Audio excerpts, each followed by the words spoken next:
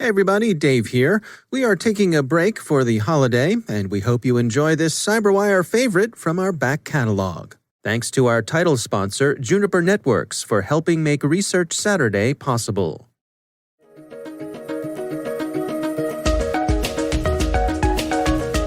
Hello everyone, and welcome to the CyberWire's Research Saturday. I'm Dave Bittner, and this is our weekly conversation with researchers and analysts tracking down threats and vulnerabilities and solving some of the hard problems of protecting ourselves in a rapidly evolving cyberspace. Thanks for joining us.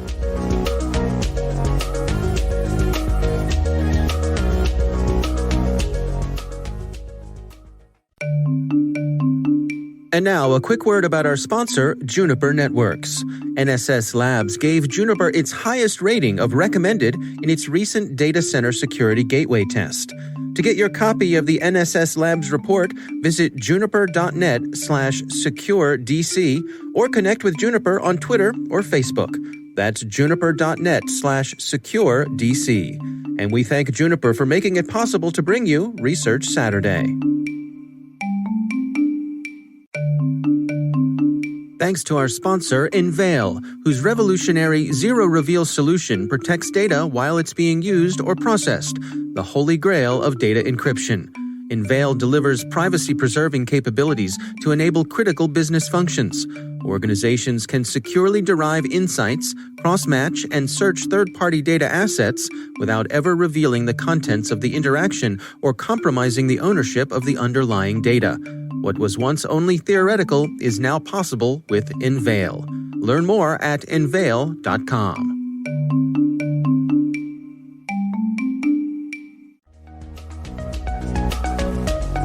Seedworm is a organization or a group that we have been following since 2017. That's Al Cooley. He's Director of Product Management at Symantec. The research we're discussing today is titled Seedworm.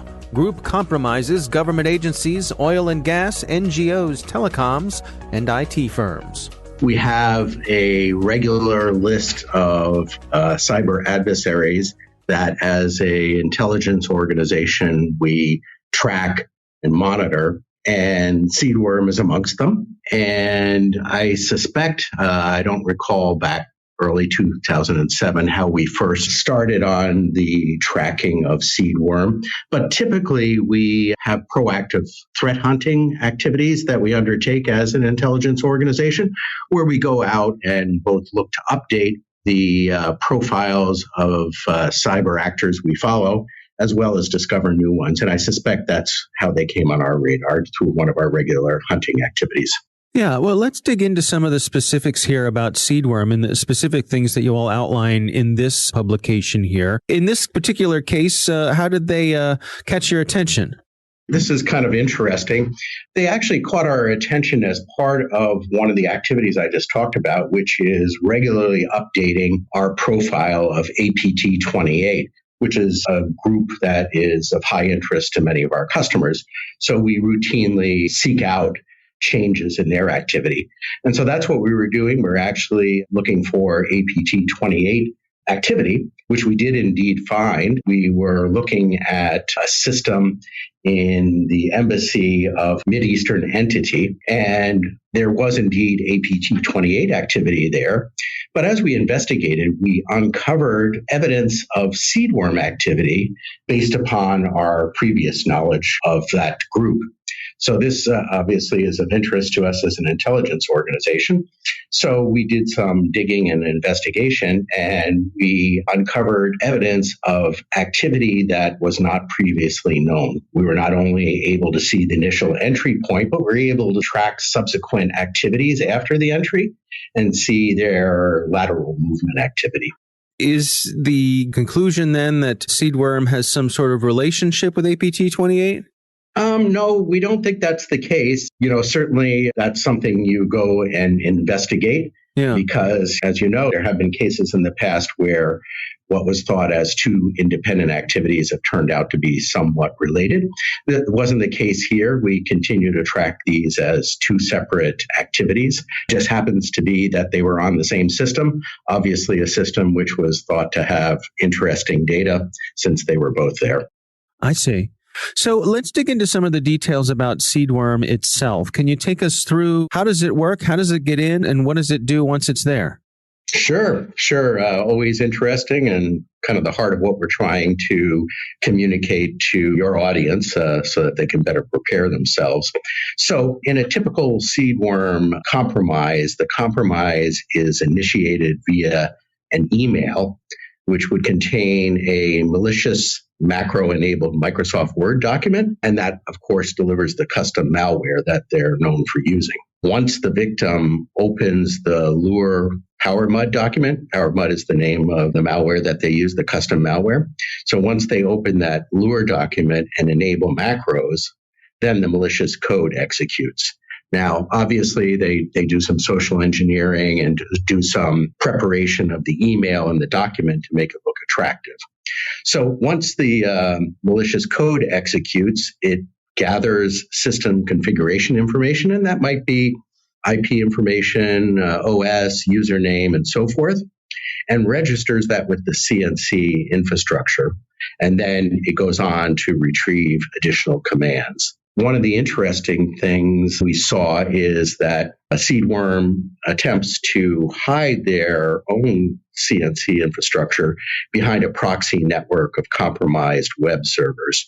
So they are trying to be somewhat discreet in that respect.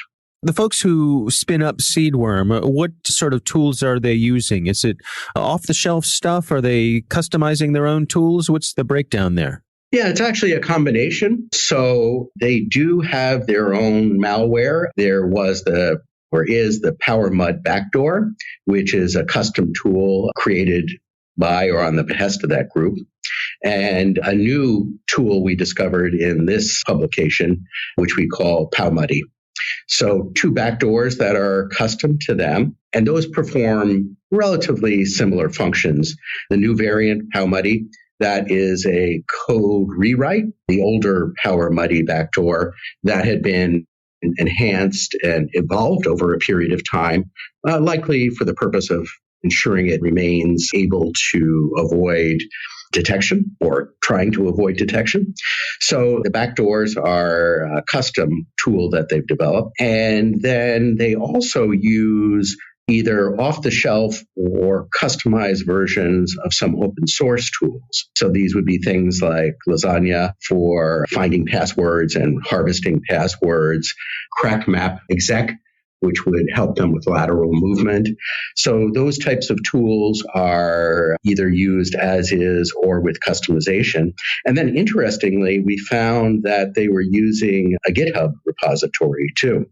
That's kind of interesting. When we looked in there, we found custom PowerShell scripts that mapped to activities we had seen in compromised sites, as well as customization around some of those off-the-shelf tools that we had seen in victims. So a combination of custom and off-the-shelf tools.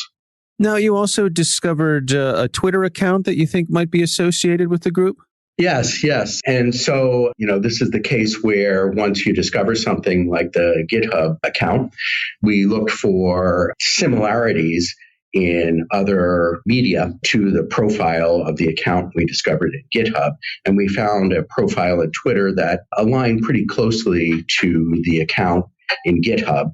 And then when we went and looked at the activities of that Twitter account, we could see that the individual who had set up that account was following researchers that wrote on Seedworm. We also discovered that they were following people who did enhancements to the tools they use.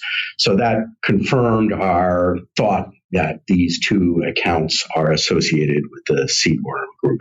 Yeah, interesting as you pull that thread. Let's walk through some of who they're targeting and how they're going about doing it. In terms of the victims that they're going after here, what were you seeing there? Yeah, it's interesting. From a victimology perspective, we did an in-depth dive into roughly a 2-month period. So from late September to mid-November of last year, we found 131 unique victims compromised over that rough 2-month period. And we're pretty lucky because We have a large repository of sensor information that we, as a large cybersecurity company, have available to us. So we're able to see a lot of activities that we difficult for many people to find. Right. So we found 131 unique victims that are compromised over that 2-month period. Most of them were located in the Mideast. So that would be places like Pakistan, Turkey, Saudi Arabia, and places like that. But there were some that were in both the European Union and North America.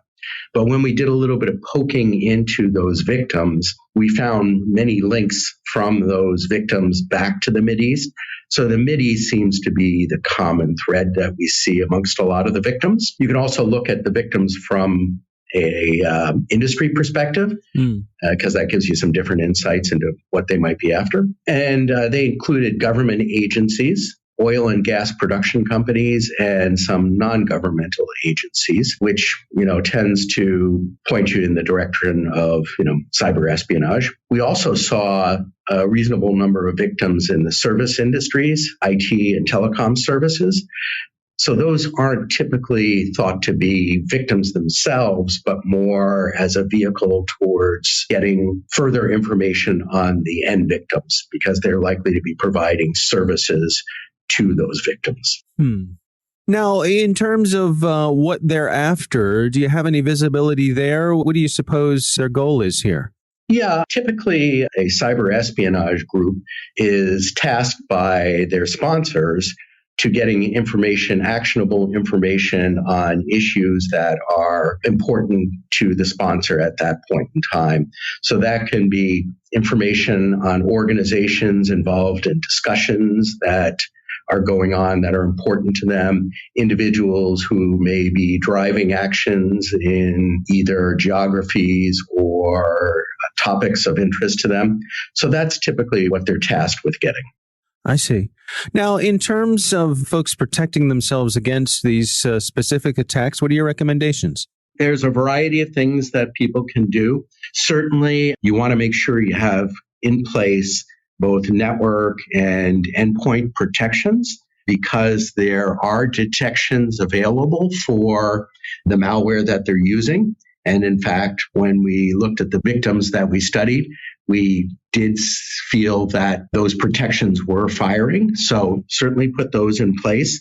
Other things you can do is the monitoring of administrative tools. Those should be monitored, and you should not see anybody using administrative tools that's not an administrator in your organization. So if an end user is using an administrative tool, that is something you should definitely take a look at. Other things you can do are the basic things around end user education. Don't download documents you are not familiar with. Don't open them. Don't enable macros, all those basic housekeeping.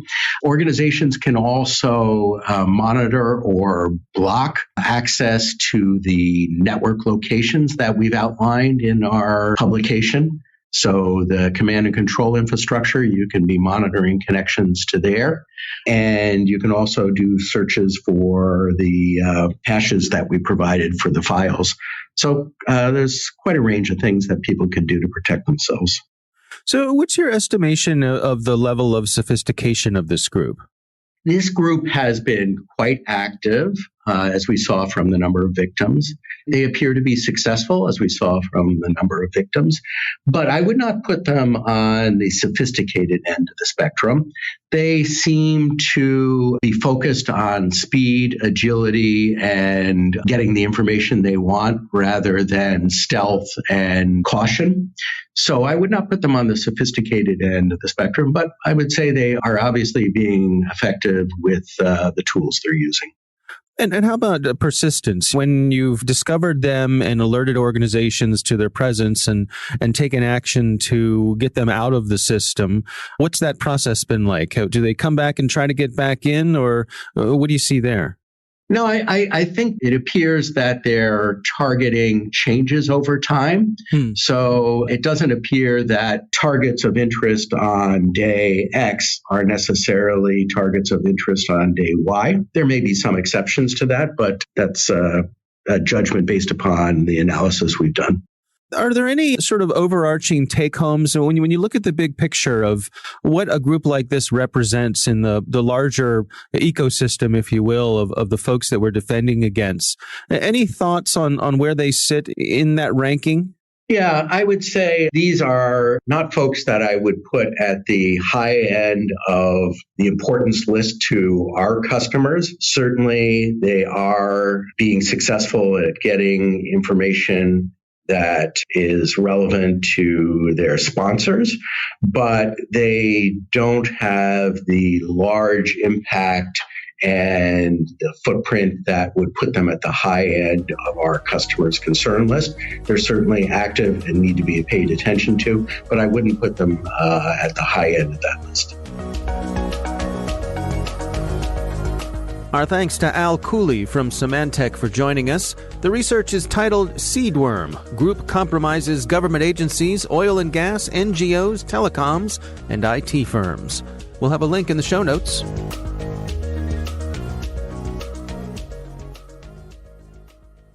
Thanks to Juniper Networks for sponsoring our show. You can learn more at juniper.net/security or connect with them on Twitter or Facebook.